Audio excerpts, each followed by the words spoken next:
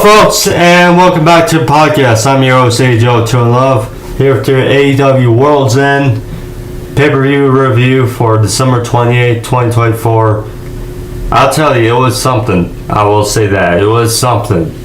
Was AEW World's End. Now, I'll go off the record saying that some of the decisions I saw coming, and I loved, not surprised. A couple I was disappointed for somewhat, but we'll talk about it. But nonetheless, I thought AEW World's End was very fun, with the Continental Classic, Final Four, Okada, Ricochet, Ospreay, and Fletcher, which produced two very solid matches. And the main event, well, we got some very good matches in between. We got Mercedes Mone and Kris Statlander, Hobbs and Takeshita. That was fun as well. Both women's matches really delivered. I will say that. Now, we also had two big returns on the show as well. First, we had Kenny Omega's return after the end of the finals of the Continental Classic, and you could kind of put two and two together who he confronted and giving the title to, but nonetheless harrowing it down the line, and with AEW All In being in Globe Life Field in Texas in 2025, could kind of piece together what's the match they're looking to build. And again, we saw a video of Kenny, a couple weeks ago, hyping him up, because we know he's going to be wrestling Gabe Kidd at Wrestle Dynasty on January 5th. So we knew he was close to returning. But it was great to see Kenny, on World's End. And then at the end of the main event, Adam Copeland made his big return. For the first time since Double or Nothing back in May, he made his return. And it was great to see him.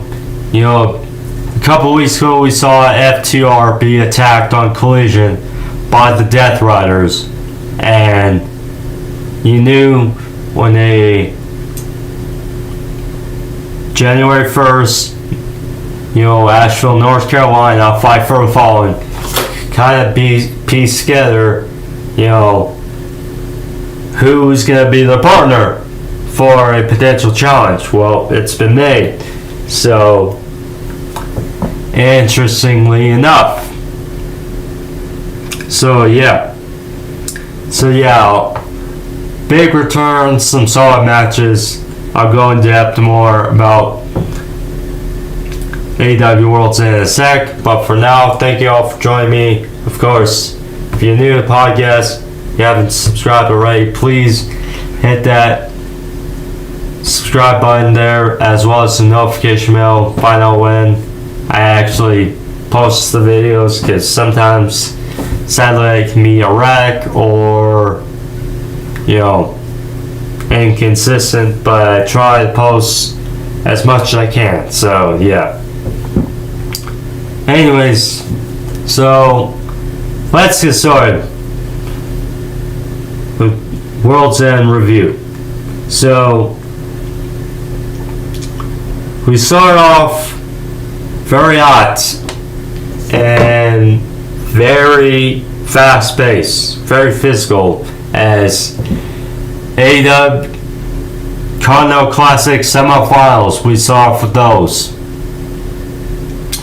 So we got Will Ospreay versus Kyle Fletcher. Rematch from Full Gear. You know, this was interesting. It might have been better than their match at Full Gear, to be quite frank. You know, yeah, this was something. As both guys, you know, obviously very familiar. Both guys can go, and we know Fletcher, he's still very young. You know, he's 25, 26 years old. He shows you more and more that, you know, the future, provided they push him continuously, then he will go by himself in big places in AEW and pro wrestling. Now,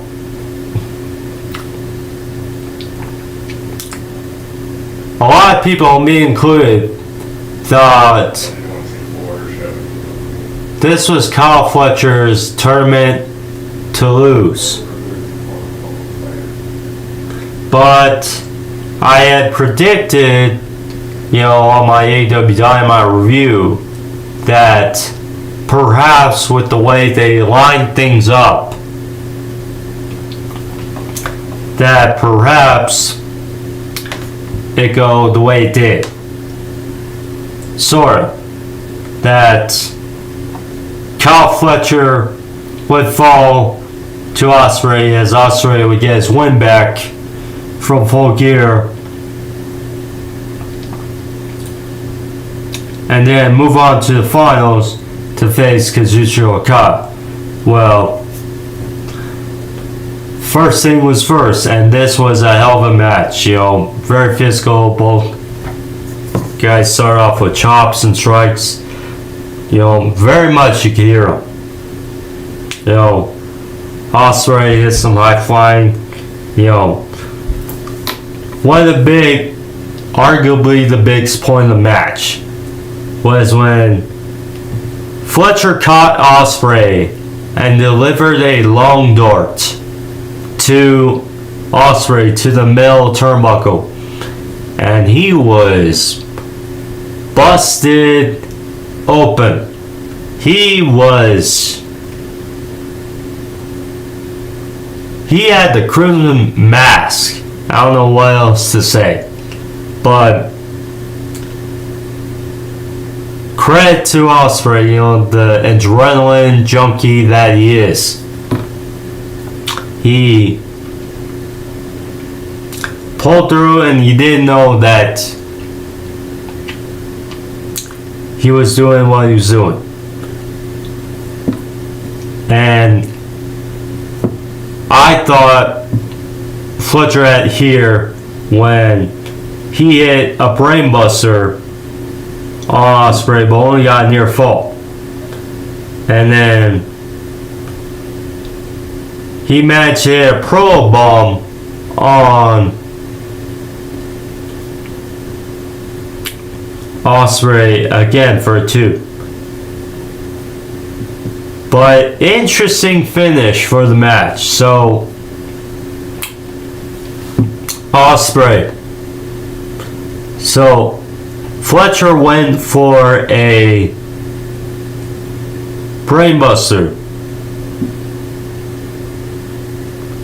and Ospreay countered into a roll-up pin, and then countered into a Styles Clash, and we know that's a prominent move in his arsenal. So Ospreay won with a Styles Clash. 1, 2, 3. On Fletcher and got the win. And you could see Fletcher was seething as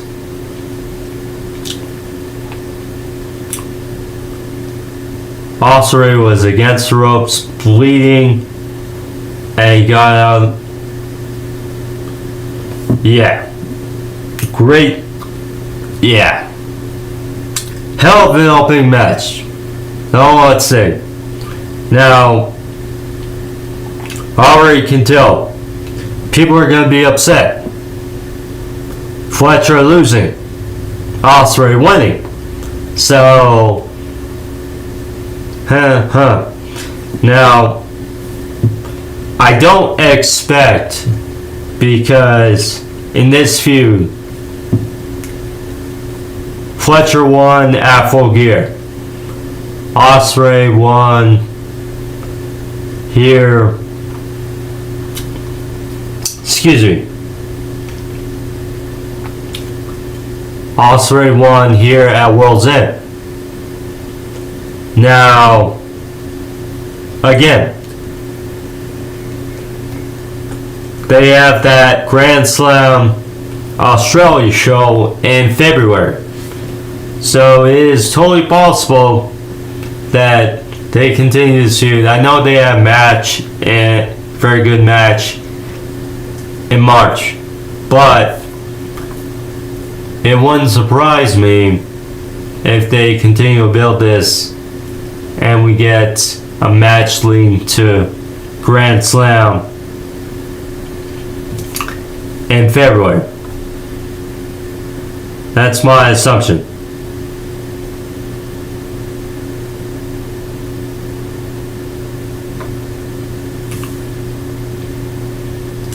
So then we get to the other semifinal after that. The current Continental champion, Classic champion, Kazuchika Okada, who advanced to the semis with a unique win over Sean Benjamin on Wednesday. He faced off an interesting bout against one Ricochet, who got here due to a timeless draw with Darby on Wednesday, gained 10 points and thus interesting. So last we are here, and the match was very solid indeed. By far the funniest spot of the show and of the match. I mean, Okada's such a troll now. So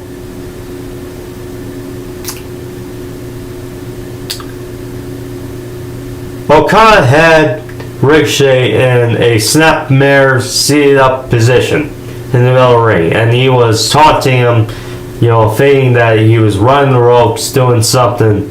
So then he went over all four corners right across the ring, and then he stopped.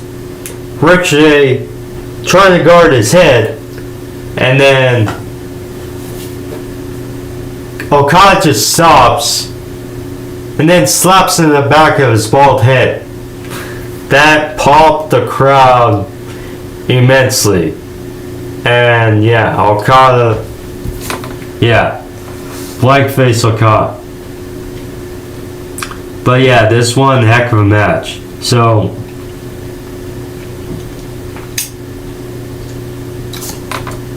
of course, because Ricochet's a heel now, he used some high flying, but not too much.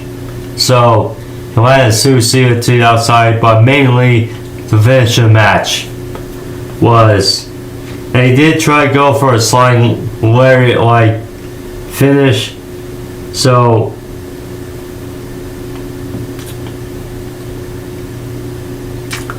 Okada got the finish of the match with a driver followed with a Rainmaker and pin Ricochet 1, 2, 3. So then, yeah, we go to the finals later on the show. Will Ospreay, Okada. So our first Will Ospreay Okada showing in AEW. Unique. Now, obviously people wondering about Ricochet because we saw after the match Swerve and Prince Nana make their presence felt. So we saw how, I'm not sure if this directly goes to this, but we saw a shot where there was a spot when Ricochet beat Ospreay in their match. In that match, he took a toilet paper roll and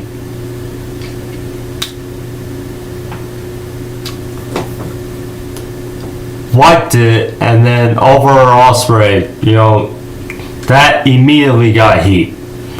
So then Swerve and Ricochet, they've been trying to going at this feud, seemingly building something. So to get the one-ups on Ricochet,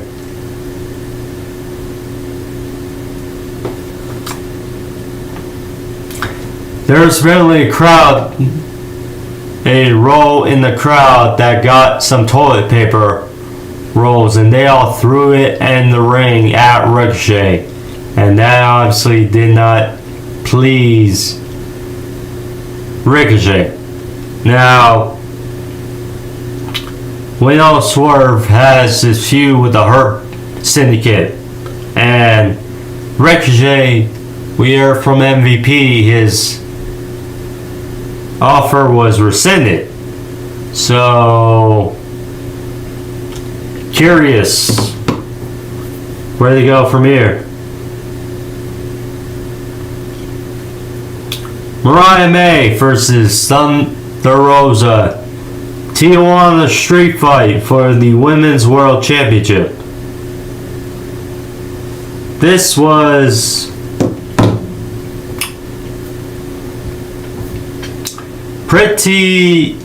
it was a good hard-fought match between the ladies.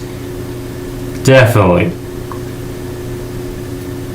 Now, I agree that the build could have been better. It's like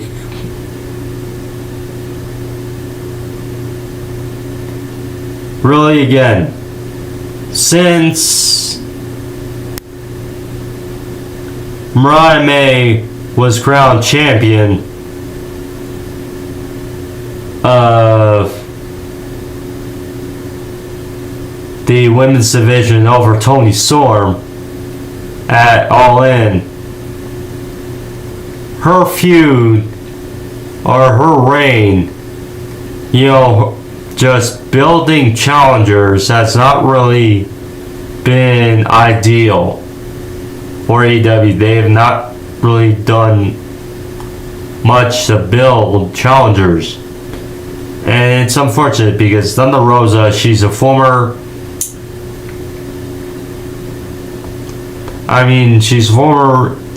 AEW Women's Champion, and it's like to just blow through this match. It's like they tried to a couple weeks, but it's like I don't know if it generated that well, but nonetheless, this was a heck of a triumphant match. So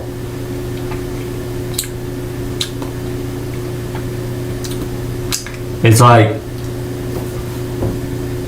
Mariah May used tequila. She spit in the face of Thunder Rosa, on the stage. Thunder Rosa landed a spear through a table in a tunnel. Back in the ring, they used some weapons. Thunder Rosa tried choking out Mariah May with a chain, but Mariah May, or actually she got a piñata first. Yeah, she got a piñata and opened it, and unique spot. So usually we get a bag of tacks, but no, different. We got a piñata filled with tacks. She opened up the piñata, which is no candy inside. There was only tacks, so that was it. Only for Thunder Rosa to get slammed on the tacks. So then Thunder Rosa tried choking out Mariah May with a chain. Then May got some sand or whatever, threw it in Thunder Rosa's eyes, and then table itself on the outside. May hit a package pile driver to Thunder Rosa through the table outside for the win. Heck of a match, but yeah, between the two ladies. But yeah, the build could have certainly been better because yeah, you blew through this match. And it's like, yeah, this delirious storyline of Toni Storm, it's like their way of, I guess, building back up Toni Storm to face off potentially against Mariah May at Grand Slam in Australia. We'll see.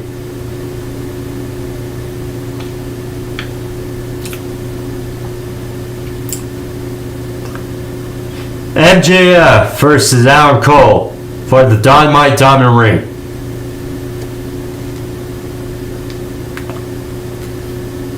This match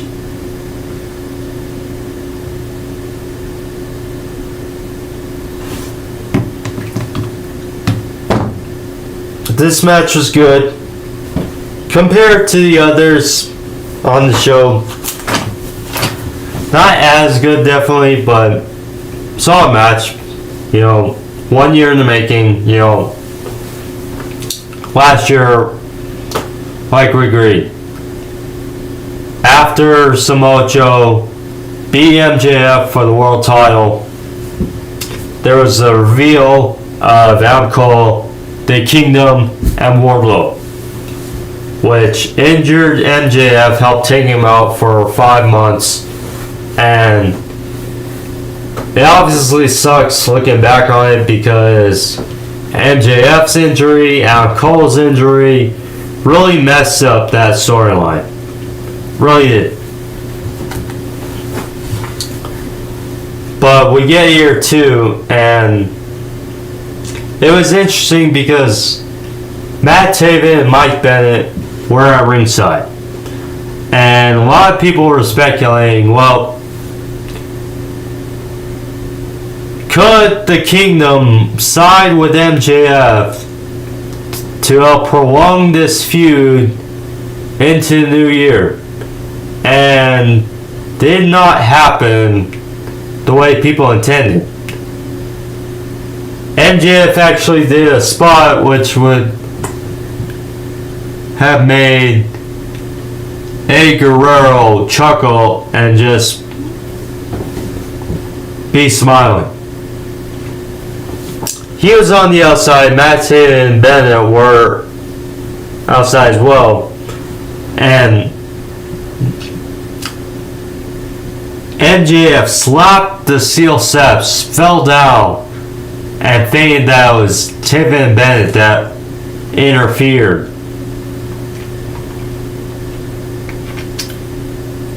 So they got thrown out. Back in the ring, MJF got busted open. Cole hit the boom to the back of the head, but only got a near fall. Then some back and forth, and MJF won with a low blow figure and a heat seeker for the 1, 2, 3, and MJF retains the Dynamite Diamond Ring.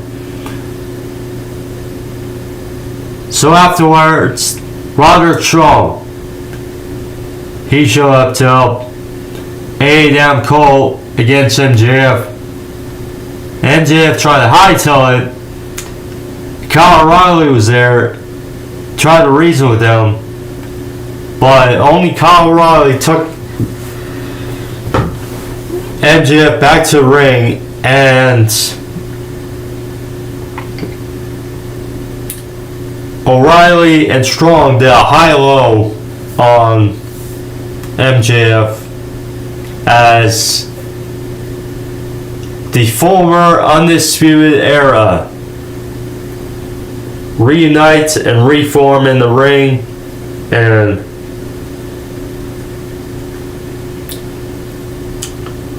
them and Bennett and Taven, they all raised each other's arms. So of a moment as it seems like Kyle O'Reilly has joined the Undisputed Kingdom. So, do we get Roddy and Kyle O'Reilly teaming up? Because if we do, that would be a hell of a move for the tag team division. Well, it's like Taven Bennett would also help the tag division, but it's like, yeah. Anyway.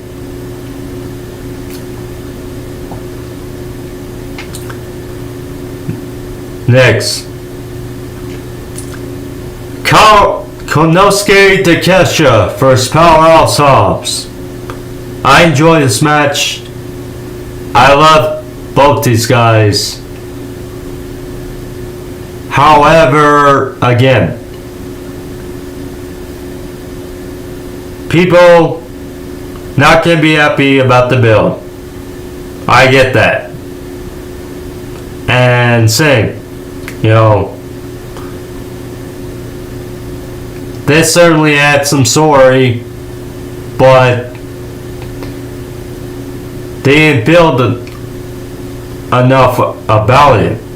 You know, it's like member of the Don Callis family going up against a former member of the Don Callis family, and we love Hobbs, we love Takeshita. It's just, yeah. There was a cool spot in this match where Takeshita went for his big running knee, but excuse me, Hobbs countered into a big spine buster, and Takeshita got the win here with the Raging Fire Twisting Falcon Arrow for the win on Hobbs. Big power to that, but yeah. So it's weird because Hobbs, both these guys should be a vocal point of AEW for 2025. Hobbs, I do kind of wish he was in the tournament, the Continental Classic, because really you haven't done much with him since his return, being Ricochet's partner those weeks ago. Anyway, yeah, Takeshita wins. Now our fun match. Kris Statlander vs. Mercedes Mone. Ay, this match had a lot going into it. You know, just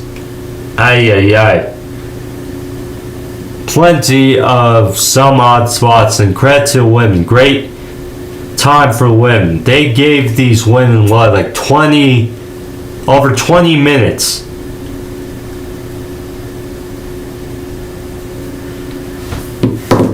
I mean,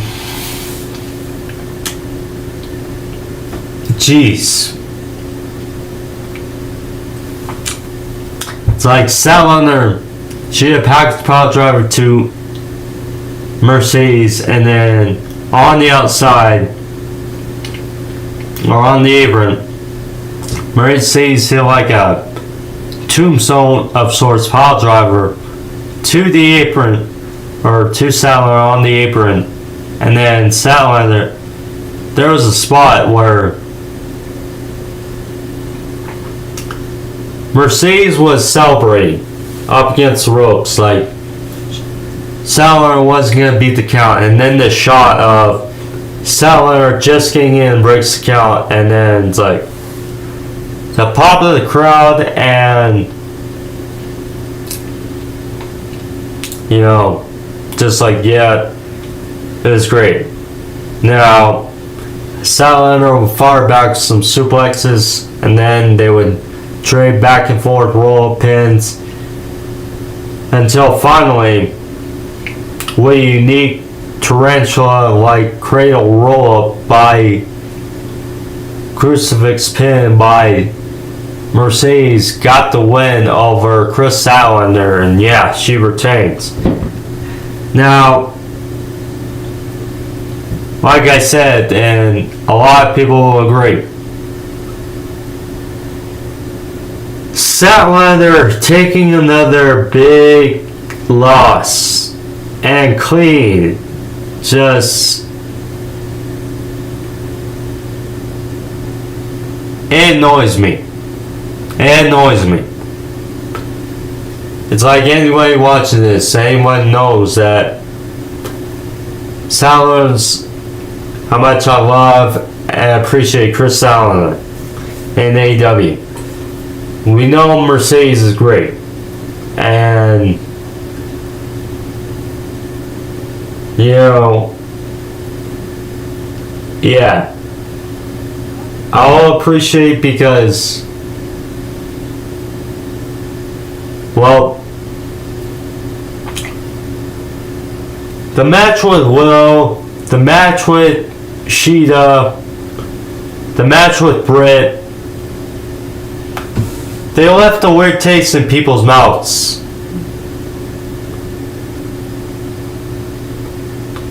So it's like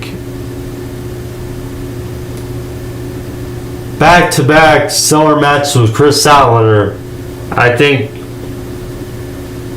may turn some heads for AEW fans, or wrestling fans are critical of Mercedes Mone.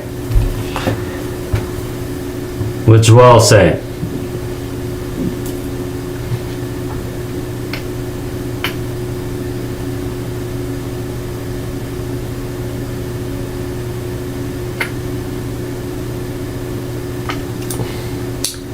Finals of the Continental Classic. Will Ospreay versus Kazuchika Okada.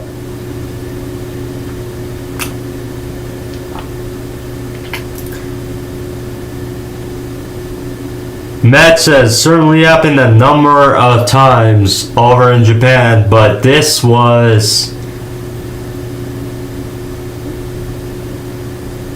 if it wasn't for this match, Statlander and Mercedes would have won match of the night.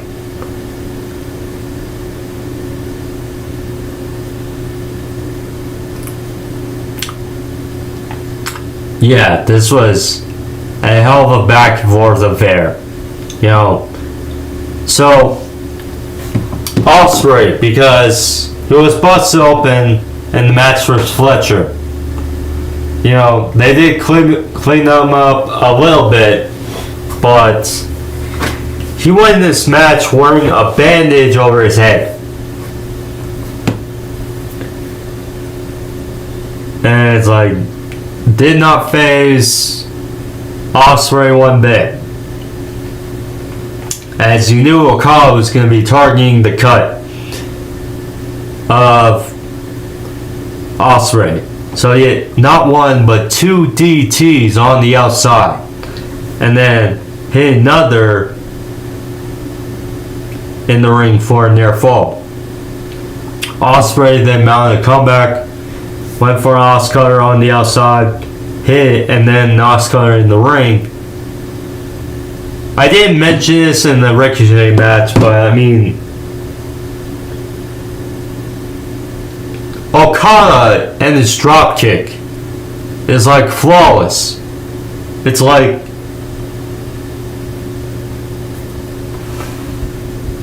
it's awesome. Just arguably the best drop kick in the game. I don't know what to say. I mean, there's some great drop kicks that are just fluid and great out there. I mean, it's like Mr. Perfect. Yeah, hell of a drop kick. Mark Jindrak had a hell of a drop kick. And so does Okada. He has a great drop kick. I mean, it's just fluid. The way it happens. But yeah.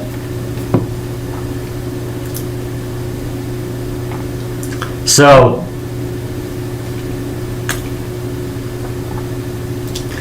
Ospreay managed to hit a South Clash on Okada, but this time it did not get the job done. Okada, with the way he won against Ricochet, a driver followed by a Rainmaker, did not also get the job done like he did for Ricochet. This was another good spot in this match. So Ospreay went for an Os cutter. And Okada caught midair with his drop kick. And then went for another Rainmaker, but Ospreay turned it around with a Rainmaker of his own, followed with a Stormbreaker. 1, 2, I thought this was it, but nope, was not. Okada kicked out. So then, again, more back and forth.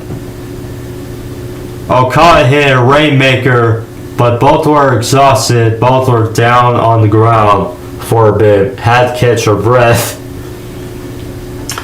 And then, pace quickened, Ospreay went for another Stormbreaker, but Okada countered with an arm drag, and then firing off the ropes, Okada caught Ospreay and delivered a devastating Rainmaker. 1, 2, 3. And Kazuchika Okada retains the Continental Classic crown in 2 fearsome battles against Ricochet and Will Ospreay.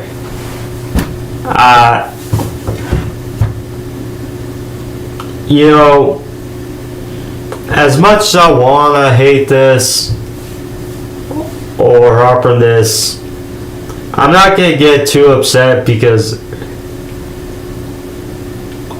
Okada,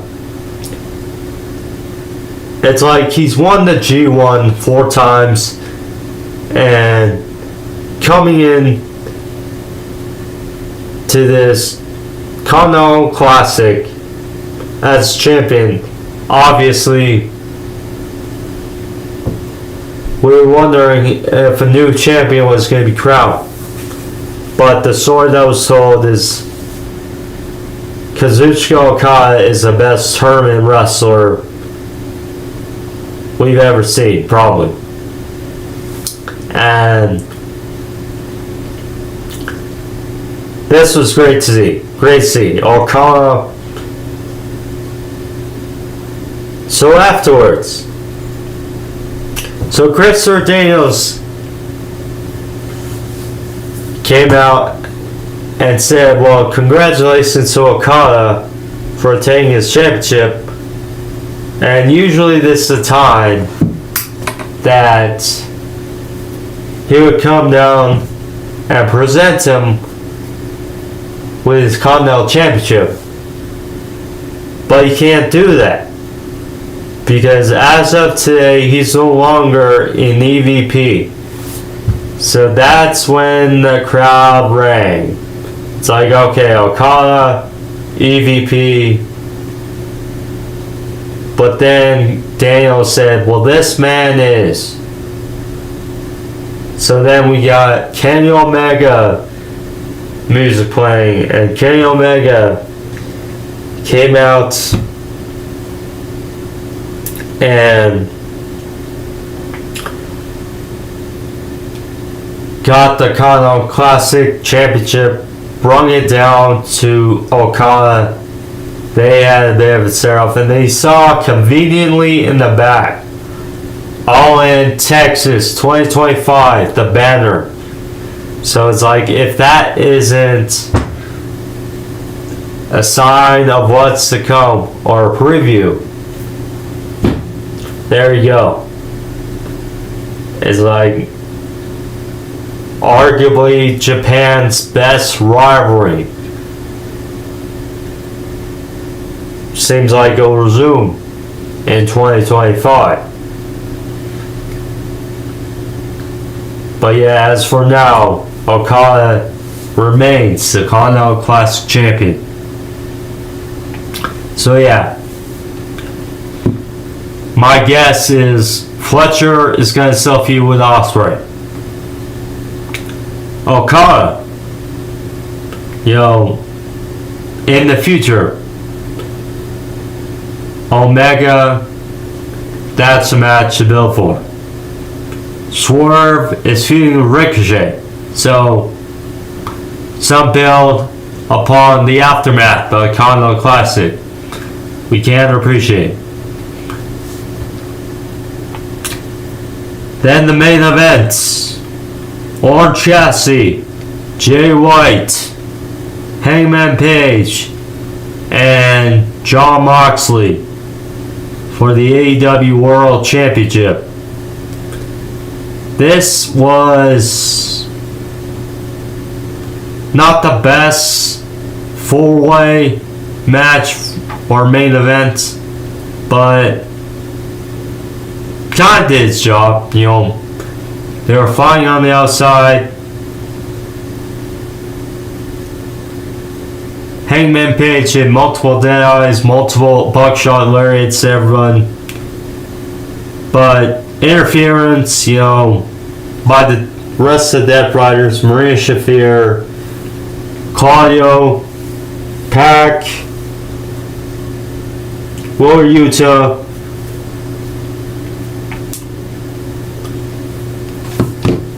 probably the best spot of the match was Jay White giving a Blade Runner to Maria Shafir. That was something. You don't see much every day. He was pretty much just tired of Maria Shafir's crap. But then after Willer Yuta interfered, Jon Moxley had Death Rider on Jay White for the win.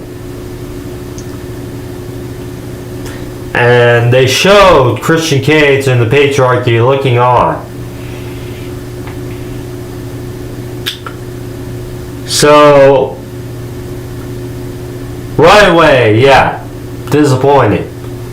Because, like I said, my prediction was either Jay White or my wanting, rather. Either way. For Jay White, Hangman Page, or Christian to walk out of World's End as AEW World Champion. Neither of those things happened. But then you get the aftermath. So FTR came out, telling, well, And they weren't alone. As we saw on the screen, said rated FTR. And weird, you think you know him. Adam Copeland made his big return. First time since Double or Nothing in May.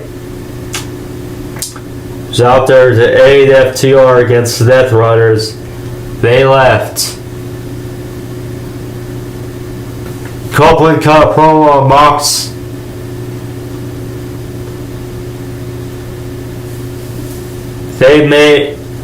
A challenge was made for January 1st on Wednesday. Fight for a Fallen in Nashville, North Carolina.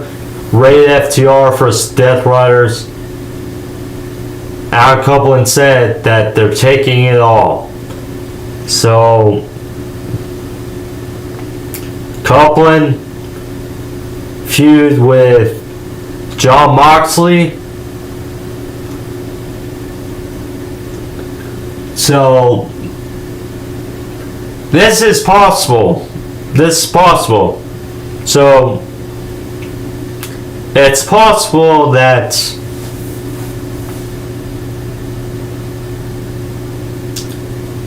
Adam Copeland, and I saw this, and it gave me interesting perspective, and I thought about this idea, and it works. Adam Copeland feuding with Jon Moxley. Adam Copeland takes the title from Mox, and then Christian takes the title from Copeland. They can sort of rekindle their feud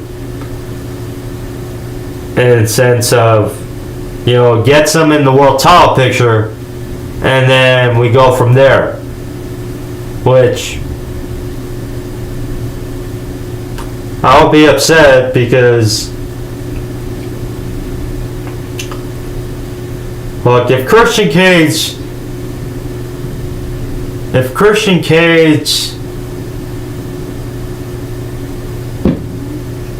cashes in that opportunity and fails, among others, I think would be vastly disappointed. So it's like, we'll see. And it's like, Copeland,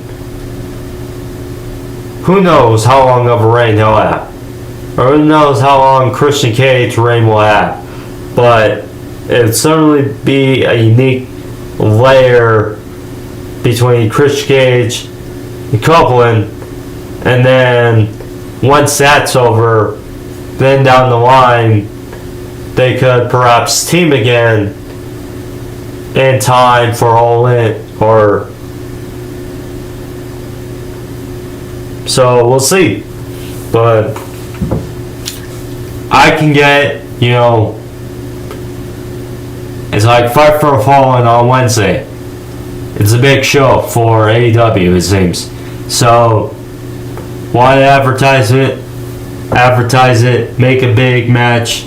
So it's like, yeah, we have rated FTR versus Moxley and others of the Death Riders. So can appreciate that. So, but yeah, that is my AEW World's End review. Sorry, I'm trying to work this camera. It's like, I hate right now. I'm trying to end this review, and it's like,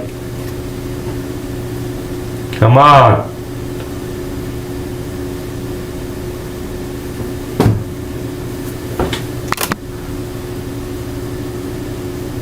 There we go.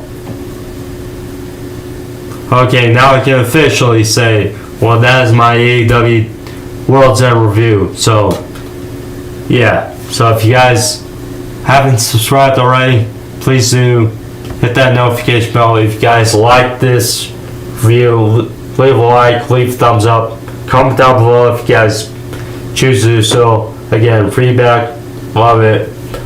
But yeah, so that is my World's End review, and I will see you guys Thursday sometime for AEW Dynamite review, Fight for the Fallen.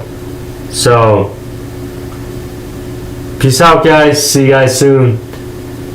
It's been a heck of 2024 as far as AEW and wrestling reviews. So, I'll see you guys in the new year.